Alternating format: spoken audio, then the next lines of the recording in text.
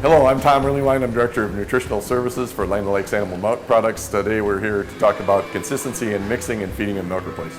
One of the key things for calves is they love consistency, and if we're going to do a good job of feeding our calves, we have to make sure the diet is very, very consistent. Parts of that are weighing the powder, and then we'd weigh out the precise amount of water, precise amount of powder, mix the solution together, and provide a very consistent diet to the calf.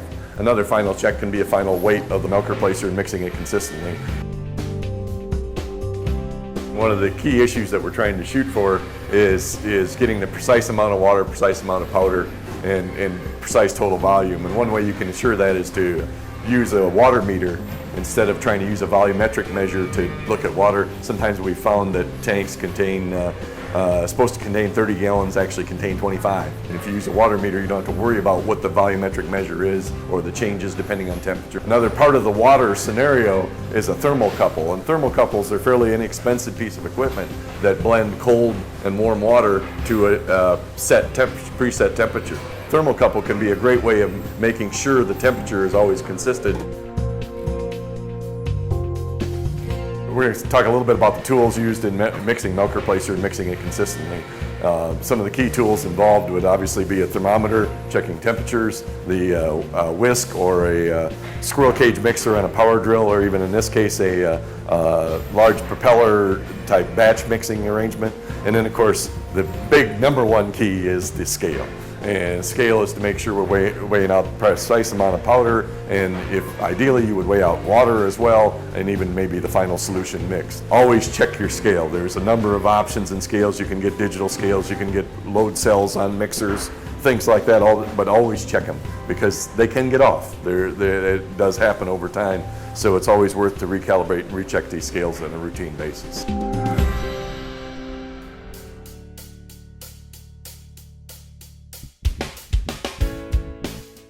Essentially, this is an example of a scale we use to weigh the powder. Here's the bucket. You can see the scale is actually preset for the weight of the bucket, so that when you set the bucket on the scale, it zeroes it out, and then you would just add the powder to the bucket, weigh it, and weigh each bucket to make sure you had the precise amount of powder. Obviously, this would be pre-calculated for the number of calves you would have. If I was looking for 1.3 pounds of powder, look at that, I came out pretty decent. Stop right there. Obviously, the big key to doing this consistently is making sure you just take your time and do it correctly, and if you put too much powder in, take some powder back out.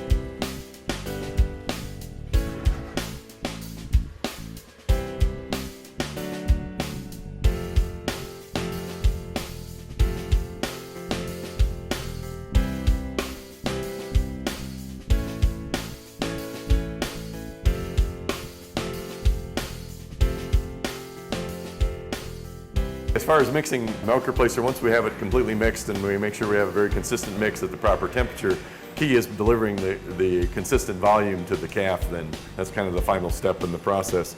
The consistent volume is really tough to do with a bucket. One of the keys with bucket feeding is, if you're going to feed with a bucket, is to weigh the bucket. We weigh each bucket that's fed to the calf. The challenge with buckets is they tend to be wasteful. Calves can spill milk, they can tip the buckets real easily. So one of the advantages to the bottle is that it's easier to deliver a consistent amount. You don't necessarily have to weigh it every time. Another advantage to the bottle is it's a more natural feeding mechanism. You don't have to train the calf to a bottle typically. You have to work hard to train them to a bucket. The challenge with the bottles is too often people don't inspect and check the nipples to make sure that they have the precise, clean nipple, and that it also is not cut too wide and the vents work properly.